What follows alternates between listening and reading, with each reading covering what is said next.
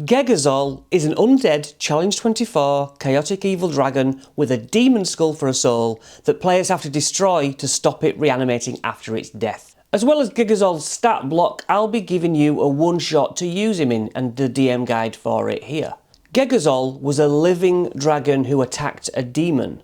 As she won the fight by tearing it in half, the corrupting demon Ica covered her and cursed her with undeath as she ripped herself to pieces and killed her living self only to reform near the skull. A skull which has polluted her now maggot-infected brain, telling her to always protect the skull and move her goal to become Queen of the World. The skull phylactery, almost, resides in a deep, wet cavern, guarded by a team of undead immortals of your choosing, if you're the DM, which I hope you are watching this. You won't find Ghegazol here currently though, as the Top of the World one-shot puts her in an elemental pocket dimension, which has floated through many worlds, and the dragon has been made to lair inside this pocket dimension on the commands of this skull. This one-shot is for level 20 characters. The story is introduced by having enormous purple whirlpools arrive over the tops of major cities. Then you need to tempt the level 20 heroes back into action with whatever it takes to get them to help. Explain that other heroes have entered, but they just plummet out to their deaths from the sky, all scarred and maimed, with elemental damage. Or maybe keep quiet about that, we want them to actually go in. But everyone around them are losing a hit point every day, so even the players. You've started to die. Do you want to do something about this? Deduct the players a handful of hit points and say, this is what's been happening over the past few days. And the power seems to be coming from those flying purple portals. You're going to die if you don't do anything about it. Ghegazol's lair actions are now flavoured by this demi-plane it's in. Once battle starts, do this. On initiative 20, work your way through each of these lair actions. She can't use the same effect 2 rounds in a row. 1. Geysers of elemental power. Burst from 4 outer obelisks. Call for a DC 21 Constitution save, ignoring resistances and even immunities, as each obelisk does 6d8 damage of the corresponding type. 1 thunder, 2 ice, 3 fire, 4 lightning. Lair action 2. On the next initiative 20, Ghegazol lets out a screech and causes a DC 21 con save, doing 4d8 force damage. And the elemental energies seem to grapple people nearby from the ground and yoink them all the way to where Ghegazol is. The third option for a lair action is that Ghegazol summons an elemental storm, which turns the entire lair into difficult terrain except for Ghegazol's movement.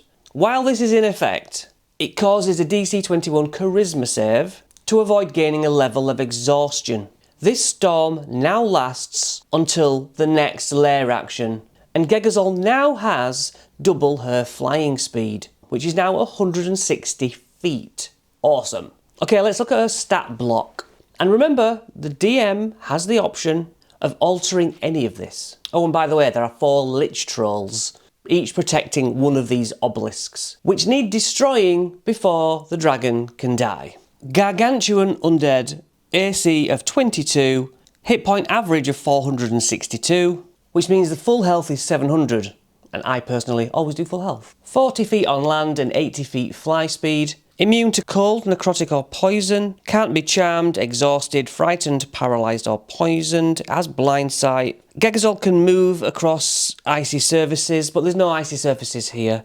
He has 3 legendary resistances, advantage on saves against spells and other magic. Any creature not immune to being poisoned within 30 feet has a DC 23 con save, and you are poisoned.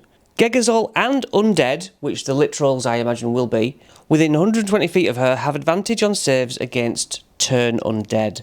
Okay, she has a frightful presence, then makes 3 attacks. Frightful presence, DC 21 wisdom save, or frightened for a minute.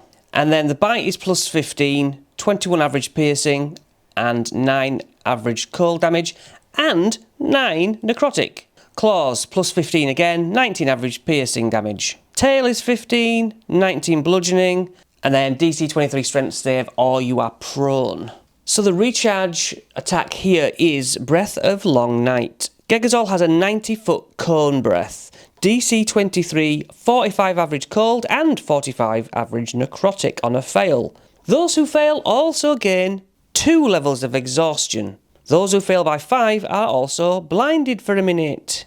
Okay, her legendary actions. Demon Sight. She gains True Sight, makes a tail attack, beats her wings, DC 23, 17 bludgeoning, 9 cold, and then you fall over. And then Ghegazol gets to fly up away half her flying speed.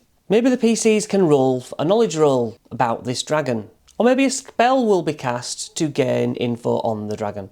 As the PCs look for tips or information, use this lore. DC 10 History. Ghegazol, an ancient dragon transformed into an undead thousands of years ago.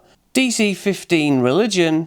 Not only having great physical power and defences against magic and an undead army, like a lich, she has a soul vessel and can rejuvenate unless that is destroyed first.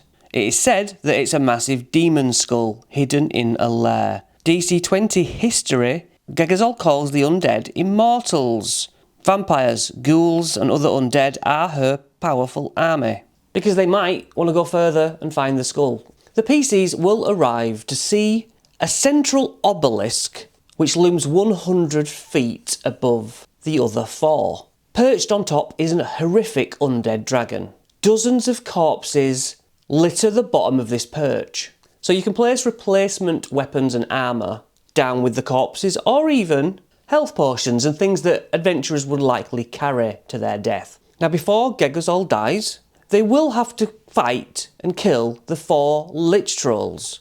But before the lich trolls die, the obelisks need destroying. 1 obelisk smashed equals 1 dead lich troll once they've reduced it to 0. So obelisk, kill. Lich troll, kill. Ghegazol, kill-ish. Go find the skull. Then you might have another go. So these lich trolls, let's have a glance at their stats. Monster Grimoire, worth your money. Lich Troll, large undead, AC 16, 133 average health, 196 full health, immune to fire, poison, resistant to cold and necrotic, can't be charmed or exhausted or poisoned. 2 legendary resistances, damn, even these have them. It regains 15 health at the start of its turns, unless taking acid or radiant damage. 11th level spellcaster, let's go to the end. It can create undead, Cloud Kill, Dimension Door, Counterspell, Misty Step. But actions, the Lich Troll will do 2 claw attacks, or Chill, Touch, or Ray of Frost twice. Its claw is +9, 11 average slashing, plus the 7 average cold damage. Its legendary actions entail a cantrip or a claw attack. There is some lore about these, that they're powerful spellcasters and that they're immune to poison and resistant to necrotic, and the stuff about their regeneration. As Ghegazol enters an elemental quadrant, her spell damage types change to the obelisk's damage type. To stop this being a simple beatdown of health points, each obelisk has a different unique style of needing to be destroyed too. Number 1, the Thunder Obelisk. The Lich Troll radiates tremors around it as it moves and its voice rumbles with power. You might handwave the DC 20 intelligence check to ascertain the obelisk's type by simply describing the differences in quadrants and damage style as the dragon moves around the areas. But ask for a DC 20 Arcana to work out that they need to deal thunder damage to this Thunder Obelisk, which you might think, well, it'll be resistant to its own thing. Weirdly, it's not. It has runes on it which are associated with a divine entity representing thunder. That is a DC 20 religion check. Or they might just hit it with a DC 20 athletics. It needs 20 bludgeoning damage before it cracks in half, losing all power. But if you mess up the save, the player takes 6d10 cold damage. Smashing the obelisk allows the troll's hit points to be reduced to nothing. Number 2, the Ice Obelisk. This troll is covered in icy fragments, and frosty air leaves its mouth when it speaks, as it were, or oofs in pain. This one needs cold damage as understood by the icy veins running down the obelisk. Pull the veins apart to depower it, or melt the ice on it. A DC 20 con save is needed to beat the power of the obelisk. On a fail, 60-10 cold damage. The Flame Obelisk is Area 3. This Lich Troll is wreathed in flames, and noxious smoke comes out of its mouth. The necessary steps here are using fire damage on the obelisk, or pulling out the fire gem that burns within. All the DCs are 20 to do things, it's 60-10 fire damage on a failed attempt. For the last obelisk is of lightning.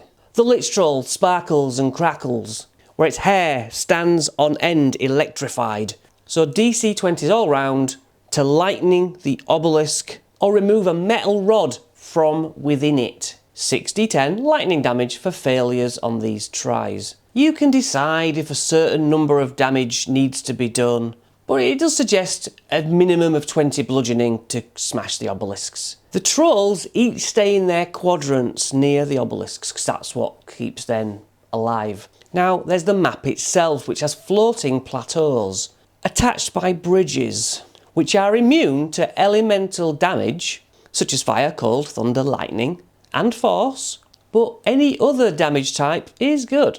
To fall off is to fall thousands of feet, out of the demiplane into the world below. I personally max out my fall damage at 50d6, not 20d6, but you do you.